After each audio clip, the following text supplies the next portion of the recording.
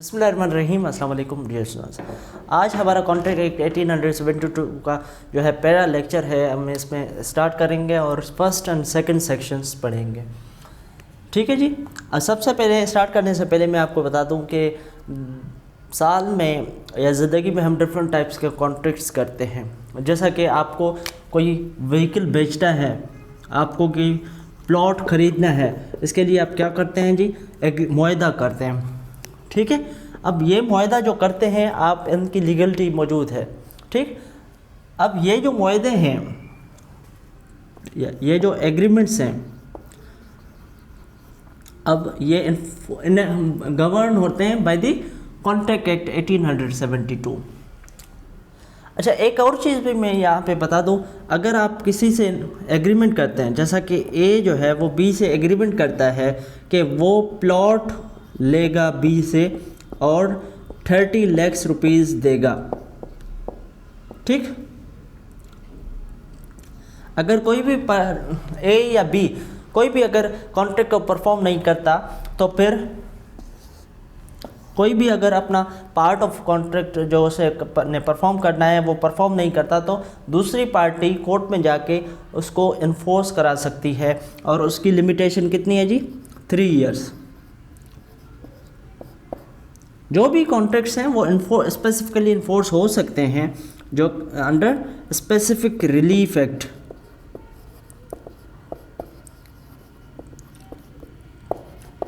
वहाँ पे कुछ चीज़ें हैं कि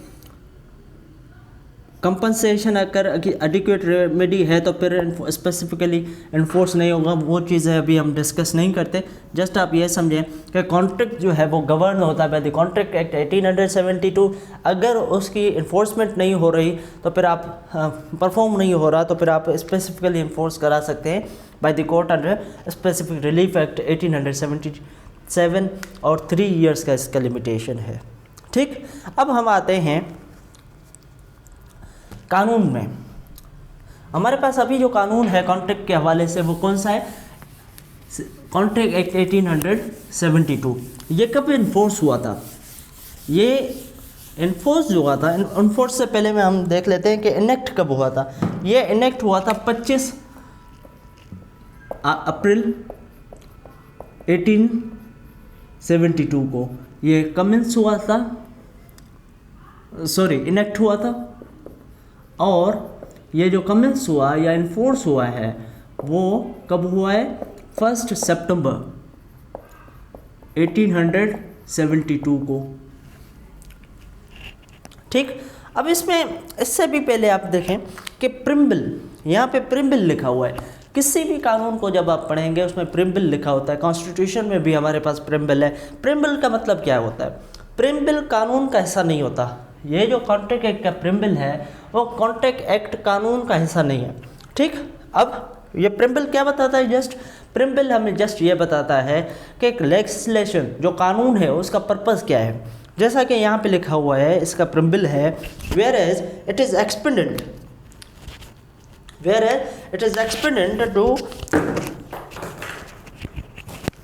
to define and amend certain parts of the law relating to the contract, it is hereby enacted।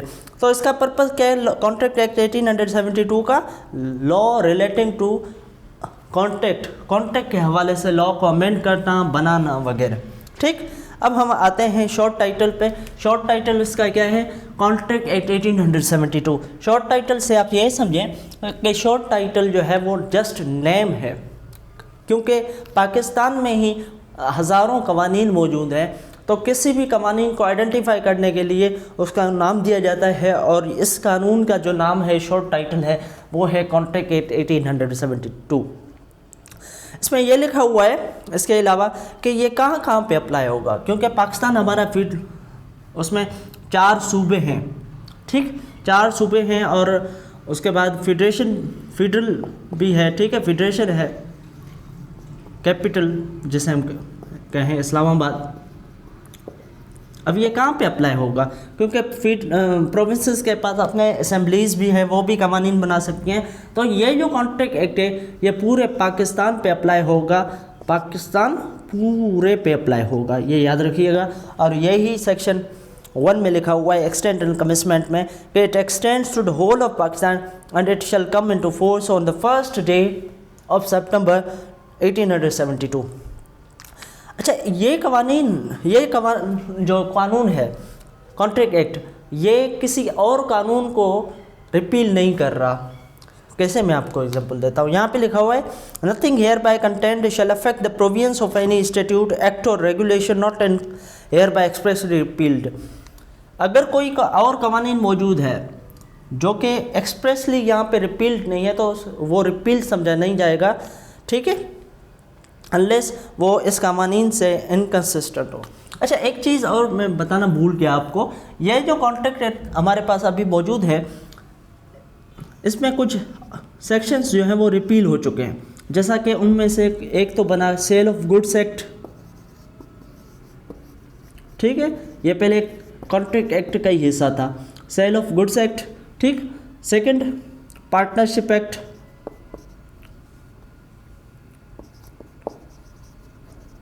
ये पहले किसके हिस्से थे, कॉन्ट्रैक्ट एक्ट के ही हिस्से थे। आगे चलते हैं सेक्शन नंबर 2 पे। अब हम आते हैं, अब इसको आप गौर से सुनिएगा, हम सीखेंगे कि कॉन्ट्रैक्ट क्या होता है, वॉइड कॉन्ट्रैक्ट क्या होता है, वॉइड एग्रीमेंट क्या होता है, और जो है वो कंसिडरेशन क्या होता है, वगैरह वगैरह। सबसे पहले हम देखते हैं प्रपोजल क्या है। अब प्रपोजल जो है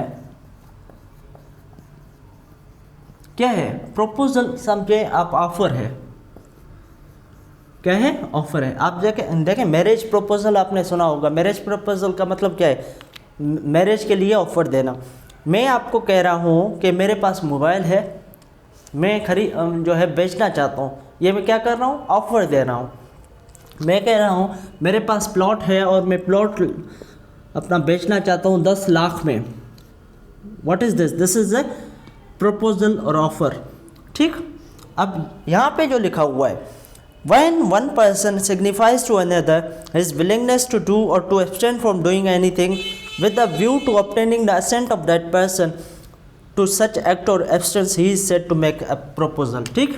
अब ए जो है वो बी को कहता है कि मेरे पास प्लॉट है और मैं 10 लाख को मैं बेचना चाहता हूँ। ये क्यों उसे बता रहा है, वो इसका जो है असेंट लेना चाहता है, ठीक, एक्सेप्टेंस लेना चाहता है। जैसा कि अच्छा आज़ान हो रही है, मैं ज़रा पॉज कर देता हूँ।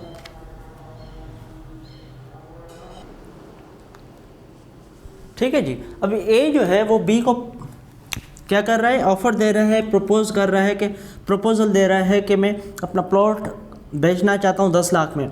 अगर बी जो है एक्सेप्ट कर देता है इस ऑफ़र को तो वो फिर क्या हो जाता है, promise.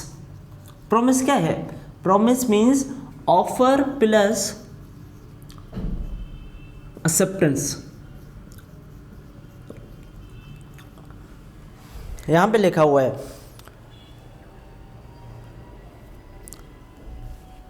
a proposal when accepted, a proposal when accepted is called promise। आगे हम चलते हैं। अब यही इसने प्रपोजल किया, इसने एक्सेप्ट किया, तो ये क्या हो गया, प्रोमिजर। ये प्रोमिजर हो गया और ये कौन है जी, प्रोमिजी, ठीक।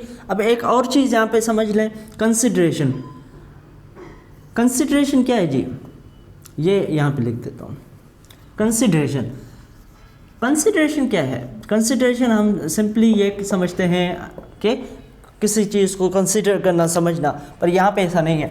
यहाँ पे है कंसिडरेशन का मतलब सिंपली ये है कि something in return, something in return. जैसा कि यहाँ पे ए बी को प्लॉट दे रहा है तो प्लॉट बी के लिए कंसिडरेशन है, और ए के लिए कंसिडरेशन क्या है जी, 10 लाख रुपए ए के लिए कंसिडरेशन है, और प्लॉट जो कि ए का है बी खरीद रहा है तो बी के लिए ये कंसिडरेशन हो गया, ठीक। कंसिडरेशन की यहाँ पे जो डेफिनेशन लिखी हुई है वो है when at the desire of the promisor, ठीक, द प्रोमिजी और any other person has done और abstain from doing or does or abstain from doing, ठीक, or promises to do or abstain from doing something, such act or abstinence or promise is called consideration for the promise। जैसा कि यहाँ पे B ने क्या किया, B ने, promisor ने कहा मुझे 10 लाख चाहिए, बी ने 10 लाख दिए, तो ये 10 लाख क्या हो गई, कंसिडरेशन हो गई, और बी के लिए कंसिडरेशन क्या हो गई, प्लॉट हो गई। आगे चलते हैं और आपको ज़्यादा समझ आ जाएगा। इसके बाद हमारे पास क्या है, एग्रीमेंट। एग्रीमेंट क्या है जी, एग्रीमेंट वो प्रोमिस है जिसमें दोनों पार्टीज़ के लिए क्या हो जी, कंसिडरेशन हो, दोनों पार्टीज़ के लिए कंसिडरेशन हो। Every promise and every set of promises forming the consideration for each other is an agreement. ये एक एग्रीमेंट है, ये क्या है, एग्रीमेंट है। ए ने बी से ये कॉन्ट्रैक्ट किया, एग्रीमेंट किया कि बी जो है इससे प्लॉट लेगा और बी क्या देगा, इसे 10 लाख रुपए देगा। दोनों के लिए कंसिडरेशन हो गई, बी के लिए कंसिडरेशन हो गई प्लॉट, ए के लिए कंसिडरेशन हो गई 10 लाख रुपए, तो ये एक एग्रीमेंट बन गया। उसके बाद हमारे पास है कौन सा जी, डेफिनेशन है हमारे पास, रेसिप्रोकल प्रोमिसेस। रेसिप्रोकल प्रोमिसेस क्या है, promises which form the consideration or part of consideration for each other are called reciprocal promises। ये भी reciprocal promise में ही आ जाते हैं। उसके बाद हमारे पास आता है void agreement।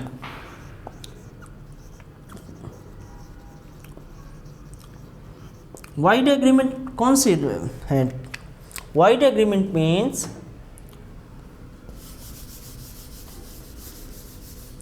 ठीक है, वाइड एग्रीमेंट क्या है, वाइड एग्रीमेंट मीन्स जो कि बाय एनफोर्सेबल बाय लॉ ना हो।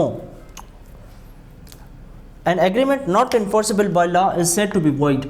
एग्रीमेंट हो और एनफोर्सेबल बाय लॉ ना हो, नॉट एनफोर्सेबल। कैसे, मैं आपको समझाता हूं। अब देखें, ए अगर बी से कॉन्ट्रैक्ट करता है कि बी अगर सी को मार दे, मर्डर कर दे सी का, तो ए बी को 1 लाख रुपया देगा। क्या ये एग्रीमेंट एनफोर्सेबल बाय लॉ है? आपने भले कानून न पढ़ा हो, उसके बाद भी आप ये समझेंगे कि ये एनफोर्सेबल बाय लॉ नहीं है, क्योंकि मर्डर करना किसी को मर्डर करना क्राइम है, तो ये कॉन्ट्रैक्ट नहीं बन सकता। तो ये क्या है, ये वॉइड एग्रीमेंट है। हमने क्या पढ़ा, हमने पढ़ा कि an agreement which is not enforceable by law is void agreement, तो ये वॉइड एग्रीमेंट हो गई।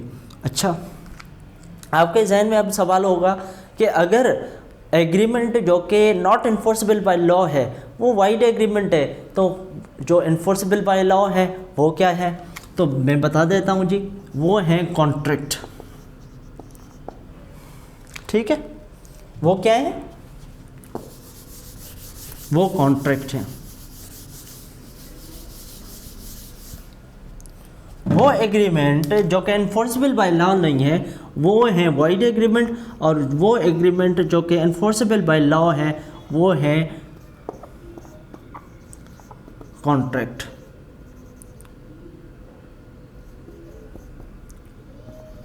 ठीक, आगे चलते हैं। मैंने यहाँ पे जो एग्जांपल दिया था प्लॉट वाला 10 लाख रुपए वाला, ये जो है वो एग्रीमेंट भी था, एनफोर्सेबल बाय लॉ भी था, तो ये क्या हो गया? ये कॉन्ट्रैक्ट हो गया। यहाँ पे मैंने एग्जांपल दिया था मर्डर करने वाला, सी को मर्डर करने वाला, ए बी से कॉन्ट्रैक्ट करता है कि सी को तुम मार दो, मर्डर कर दो उसका, तो ये वाइड एग्रीमेंट है, क्योंकि वो एग्रीमेंट था जो कि नॉट एनफोर्सेबल बाय लॉ है। आगे चलते हैं, नेक्स्ट डेफिनेशन हमारे पास है वॉइडेबल कॉन्ट्रैक्ट की। अब वॉइडेबल कॉन्ट्रैक्ट क्या है? Voidable contract,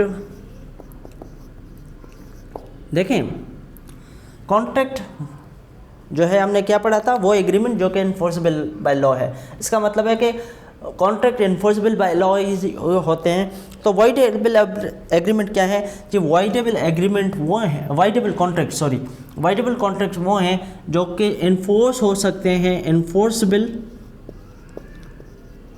eight the option of aggrieved party. ठीक, मैं समझाता हूँ आपको। एग्रीव्ड पार्टी, देखें आगे हम पढ़ेंगे सेक्शंस में, प्रोविजंस में, कि कॉन्ट्रैक्ट के लिए लाजमन है कि फ्री कंसेंट होना चाहिए, मतलब कि उसका जो कंसेंट है, रज़ामंदी जैसे हम उर्दू में कहें, रज़ामंदी जो है वो उसकी होनी चाहिए फ्री। ऐसा ना हो कि उस पर प्रेशर ना डाला जाए, फ्री कंसेंट होना चाहिए। अगर उसका फ्री कंसेंट नहीं है तो फिर वो वॉइडेबल कॉन्ट्रैक्ट हो जाता है। जैसा कि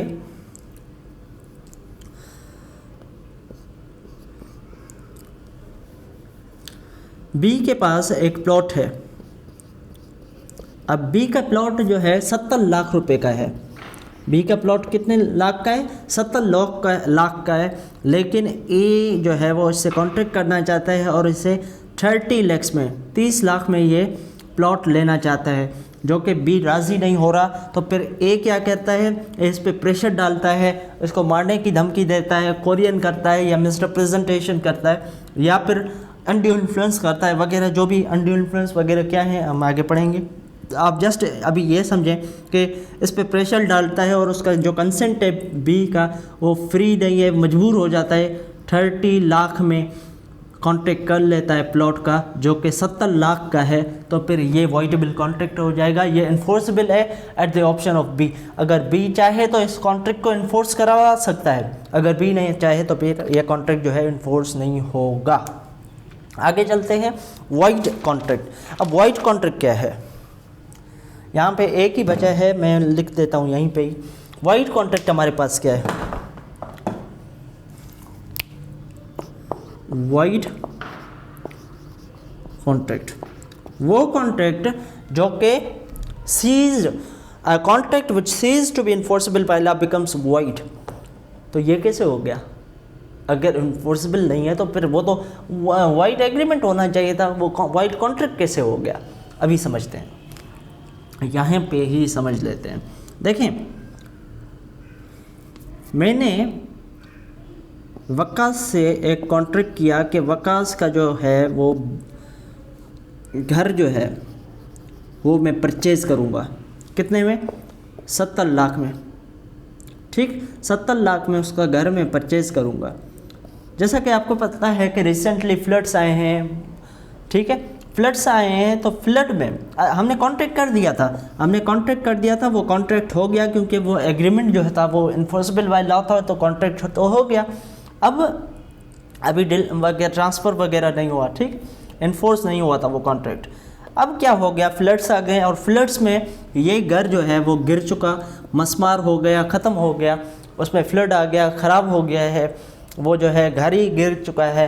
तो अब ये कॉन्ट्रैक्ट जो कि सब्जेक्ट मैटर था वो ही डिस्ट्रॉय हो गया, तो ये कॉन्ट्रैक्ट जो है इन्फोर्सेबल बाय लॉ नहीं है, ये इन्फोर्समेंट इसकी सीज हो चुकी है, ख़त्म हो चुकी है, तो ये वाइड कॉन्ट्रैक्ट है। ठीक है, मैं एक बार रिवाइज कर देता हूँ कि प्रपोजल क्या है। प्रपोजल आप समझेंगे ऑफ़र है। अब ऑफ़र जब एक्सेप्ट की जाती है, मैं आपको ऑफ़र कर रहा हूँ, अच्छा ऑफ़र के भी टाइप्स हैं, मैं अगर देखूँगा मैं भी इस पे भी अलग से लेक्चर्स दे दूँ कि ऑफ़र्स के भी टाइप्स होके, ऑफ़र स्पेसिफाइड होती हैं किसी स्पेसिफिक पर्सन के लिए, ऑफ़र जनरल्स भी होती हैं, जनरल ऑफ़र कोई भी आके एक्सेप्ट कर ले, या किसी स्पेसिफाइड पर्सन के लिए भी ऑफ़र होती हैं। बहरहाल अब जब ऑफ़र एक्सेप्ट की जाए, प्रपोजल एक्सेप्ट की जाए कि वो प्रॉमिस बन जाता है। अगर प्रॉमिस के साथ कंसिडरेशन हो फॉर बोथ पार्टी, तो वो क्या बन जाता है जी, वो बन जाता है एग्रीमेंट बन जाता है। और एग्रीमेंट अगर इन्फोर्सेबल नहीं है तो फिर वो वाइड एग्रीमेंट बन जाता है। लेकिन अगर वही same agreement enforceable by law है तो वो कॉन्ट्रैक्ट बन जाता है। अगर वही कॉन्ट्रैक्ट उसकी कंसेंट फ्री ना हो पार्टीज़ की तो वो वाइडेबल कॉन्ट्रैक्ट होता है। लेकिन वही कॉन्ट्रैक्ट अगर सीज टू हैव इन्फोर्सेबल हो जाए, मतलब कि वो अब इन्फोर्स ना किया जा सकता हो, तो फिर वो क्या हो जाएगा, वो वाइड कॉन्ट्रैक्ट हो जाएगा। अब यहाँ पे हम स्टॉप करते हैं, इसके बाद हम सेक्शन 3 को स्टार्ट करेंगे। और सेक्शन 3 में हमारे पास क्या है जी, सेक्शन 3 में जो कि है नया ही चैप्टर स्टार्ट होता है, communication, acceptance and revocation of proposals. तो हम ये जो प्रपोजल्स हैं इसकी कम्युनिकेशन कैसे होनी चाहिए, इसकी रिवोकेशन जो है वो कैसे होनी चाहिए, ये हम नेक्स्ट क्लास में पढ़ेंगे। आज के लिए इतना ही काफ़ी है। उम्मीद करता हूँ आपको समझ आ गया होगा। अगर कोई चीज़, किसी भी चीज़ के हवाले से आपको कोई डाउट है तो आप कांटेक्ट कर सकते हैं कमेंट बॉक्स में। Thank you very much.